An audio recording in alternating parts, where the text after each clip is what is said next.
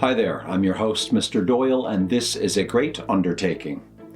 On this channel, I am exclusively discussing every Stephen King publication, as well as the various adaptations, interpretations, and blatant cash grabs that they inspired, in the chronological order of the original book or story's publication. And today, I'll be taking a closer look at the brand spanking new limited series, Chapelwaite. I want to make a quick shout out to a few people who have been actively interacting with me and commenting on my videos. Cardboard Kenny, Casper Richter, Beckett198, SP McAllister, Longfoot Buddy, Karen Worthington, Dale Utter, and of course Patrick Costin. Thank you all so much for your time and input. I really appreciate your support, your thoughts, and your kind words. Last year I covered all things Salem's Lot in my Salem's Lot series. That series included the novel, the overrated original two-part TV miniseries, the laughable festering rectum wart, A Return to Salem's Lot, the unremarkable two-part TV miniseries remake, and two short stories, Jerusalem's Lot and One for the Road. It's now time to revisit the lot and to take a look at the 2021 series, Chapelwaite, which was directly inspired by the short story Jerusalem's Lot, which was originally published in the Night Shift collection in February of 1978.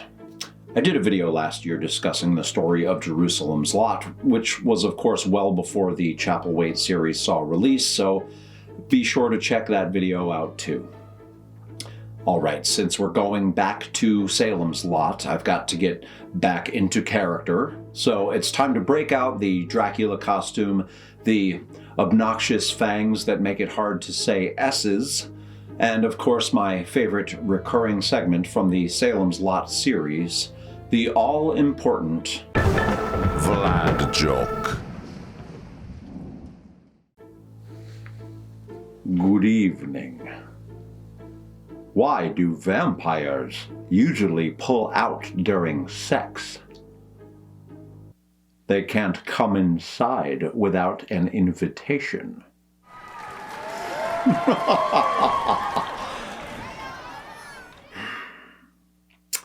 And that's why you come to this channel. Intellectual, highbrow commentary and humor. History and background. This series premiered on the Epix Now. Epix Now streaming service in August of 2021, and well, I had never heard of this streaming service before. I managed to find a grand total of 3 things I felt might be worth watching on Epix Now, one of which was Chapelwaite. So I now understand why this is a lesser known streaming service. They don't exactly have a great selection. Hopefully the success of Chapelwaite will help them improve on that. The screenplay was written... Oh my god. These fangs are actually 2 millimeters longer than the ones that I used for the original Salem's Lot series, and I'm finding it much more difficult to say S's this time around, and it was not easy last time. The screenplay was written by brothers Jason and Peter Filardi, who, between the two of them, don't appear to have had a great deal of experience writing in the horror thriller genre prior to the Chapelwaite series. Jason Filardi's filmography consists of mostly forgettable, poorly received comedy movies like 2003's romantic comedy Bringing Down the House, 2009's fantasy comedy that just sounds like the inverse of the movie Big, 17 Again, and the 2018 direct-to-video teen comedy romance Status Update. I haven't seen any of those movies, but I am confident that they are all terrible. Peter Filardi, on the other hand, wrote screenplays for the 1996 movie The Craft, Flatliners, a 1990 sci-fi thriller, and the aforementioned not entirely terrible but mostly forgettable 2004 two-part TV miniseries remake of Salem's Lot. I wouldn't say that either of the Filardi brothers are what you would consider to be wildly successful. However, both have had reasonably lucrative careers. The Filardi brothers are also credited as being executive producers on the Chapelwaite series, along with Donald DeLine, who also produced the bromantic comedy I Love You Man and the nostalgia-heavy sci-fi adventure Ready Player One. The series was set to begin filming in April of 2020 in Halifax, Nova Scotia, and would be, of course, delayed until July of 2020 due to COVID concerns.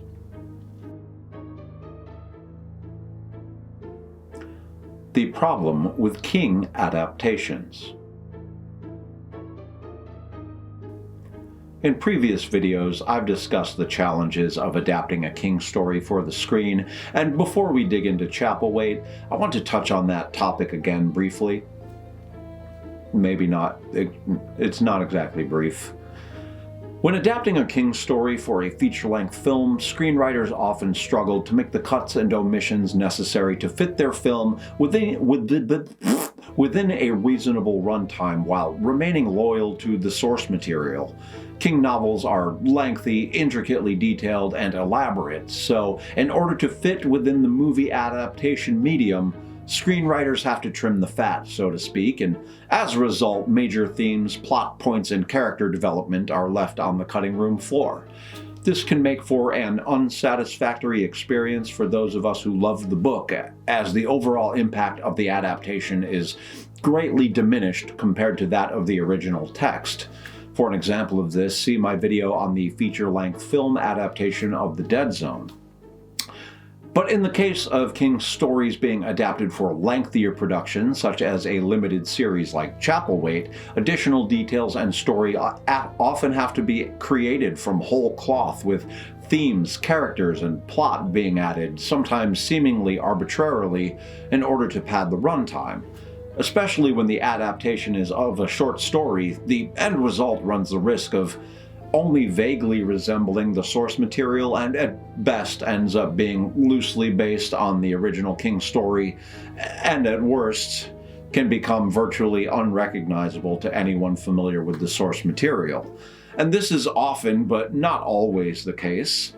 For an example of this, see my video for the 6-season, 80-episode-long TV show adaptation of The Dead Zone. Suffice it to say, adapting a King story for the screen, whether it's a short story or a full-length novel, can present problems, challenges, and obstacles that even experienced screenwriters aren't always equipped to address adequately.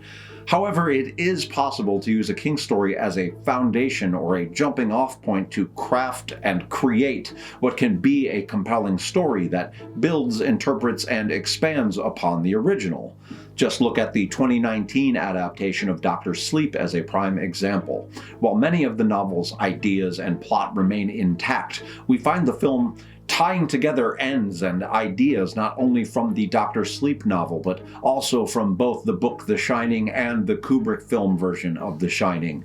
The Dr. Sleep movie retains the original messaging and themes of the novel, but it doesn't concern itself with being a strict retelling, and as a result, it's an unpredictable, unique, fascinating film.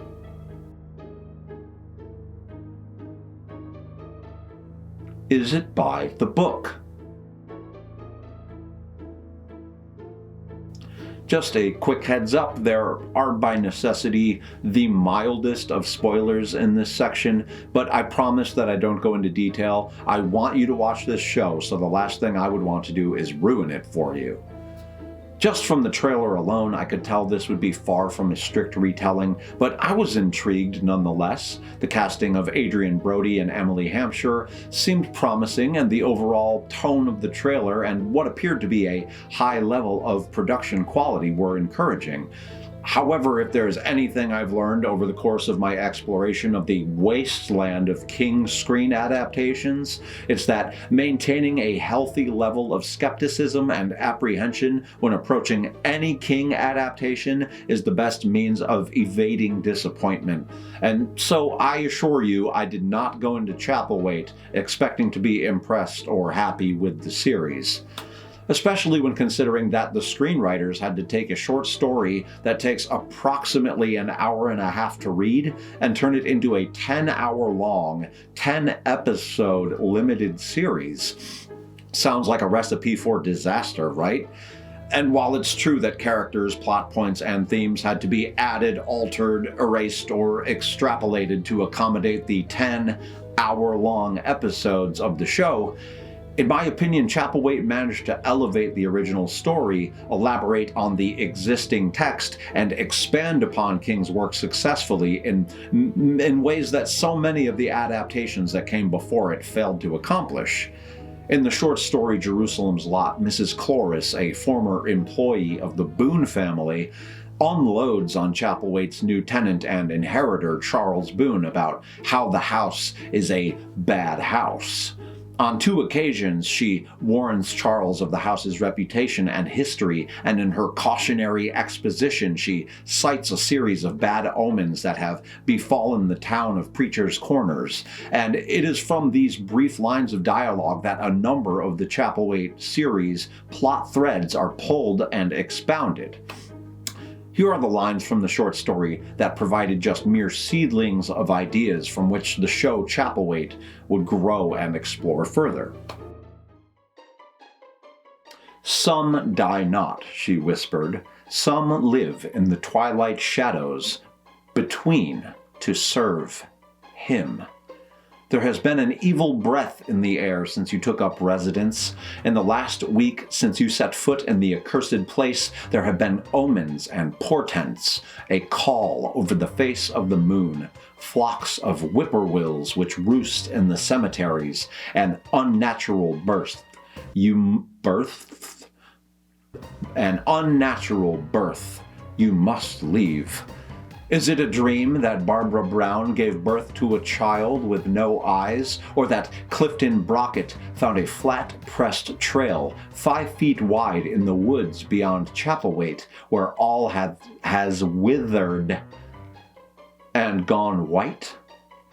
Philip Boone was mad, a man who trafficked with the unholy. The thing that Robert Boone attempted to remove was a profane Bible writ in the old tongues, Latin, Druidic, others, a hell book. It is from these lines that so much of the story of the Chapelwaite series originates, and the way that the writers use these brief glimpses and warnings to broaden and develop their story is a testament to the imagination and painstaking attention to detail that went into this screenplay. So much of what Mrs. Cloris says is used within the series to incredible effect. The whippoorwills, the child with no eyes, the profane Bible, all of these small details become integral pieces of a deliberate, gradual revealing of a bigger picture. This is how it's done, folks. Chapelwaite embraces the source material, plants its feet firmly in the lore established by the short story, follows the breadcrumbs King left behind, and allows itself to be led in what feels like a natural direction rather than attempting to reinvent the wheel. And yet it keeps constant readers like myself wondering what will happen next, unsure of how they will continue to approach the precedent that the short story has set, all the while subverting expectations and keeping things unpredictable. If you can't tell, I really enjoyed the series, and it surpassed my expectations by a long shot. Ratings and critical reception. At the time of writing, on Rotten Tomatoes, Chapelwaite holds a 60% average tomato meter reading and an 80% average audience score. On IMDb, the show maintains a respectable 7.3 out of 10, and the Google Audience Rating Summary sits at an impressive 4.6 out of 5 stars. Critics seem polarized on the series with a wide range of opinions, with many of the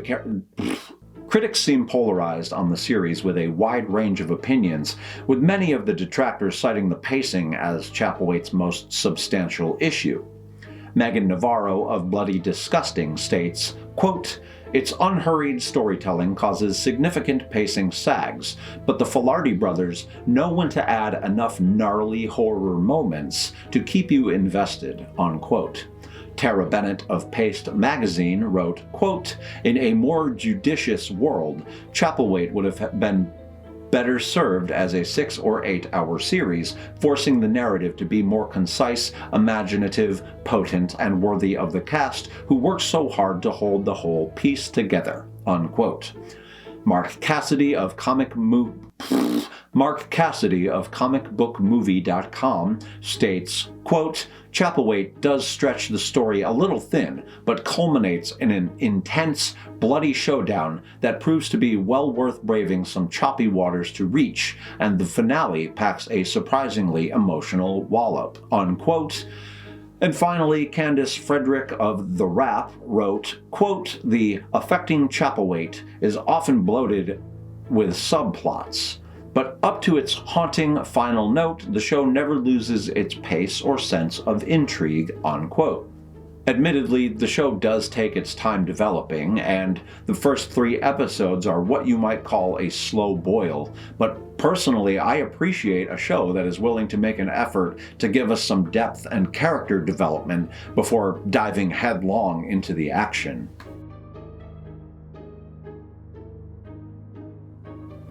Cast and acting. This is a fairly large cast, so in the interest of moving things along, I'll only be touching on a few of the more notable actors and standout performances. Adrian Brody delivers a dynamic, potent, powerfully emotional performance. I wasn't necessarily surprised, as he is a fairly reputable actor, but I was genuinely blown away by what he managed to do with the character of Charles Boone.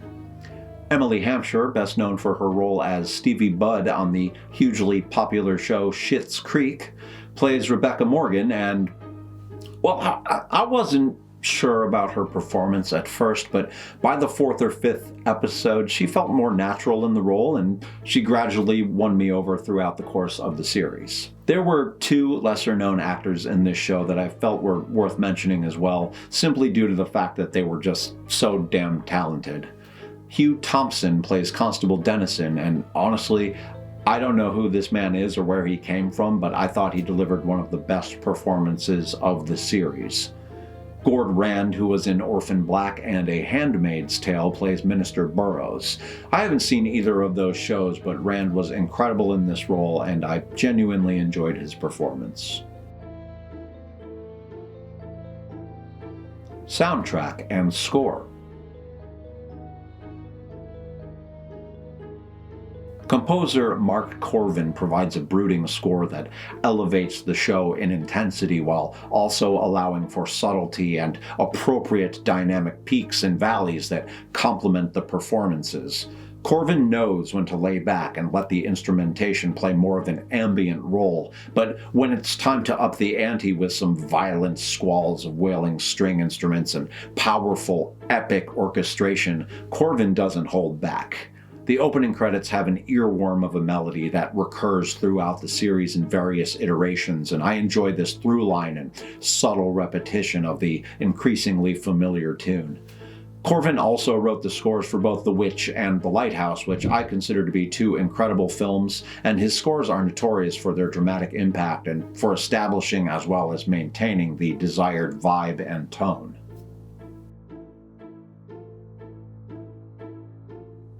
Special effects.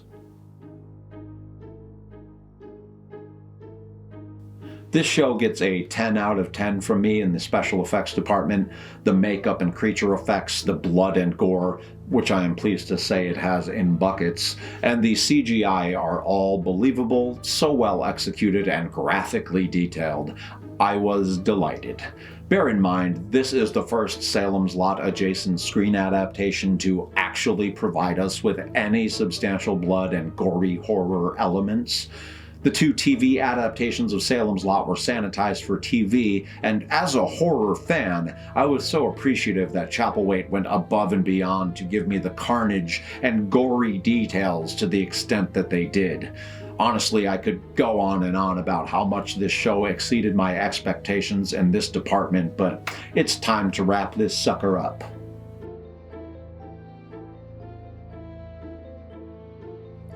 Final thoughts.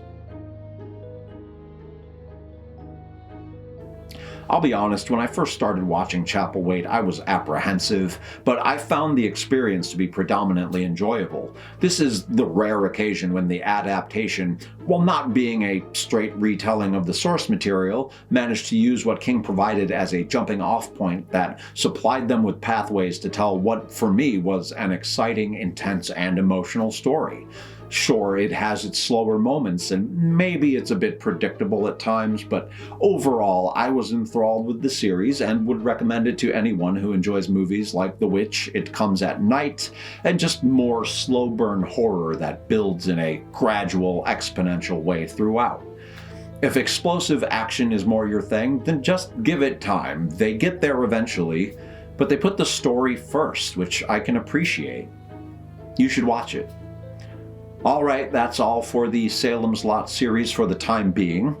I've heard through the grapevine that there is a Salem's Lot feature film in the early stages of conception, but we'll see if that actually comes to fruition or if it's just the rumor mill churning as it is wont to do. I'll be back next Saturday with another Creepshow video in which I will be ranking all the episodes from Season 2 of the Creepshow series. New videos drop on this channel every Saturday at 10 a.m. Eastern Standard Time, so hit that subscriber bell like it owes you money to get notifications. Okay, goodbye. Be sure to click like and subscribe to the channel for my continued analysis of all things Stephen King, pretty pleased with blood and guts on top. My name is Mr. Doyle, and this has been a great undertaking.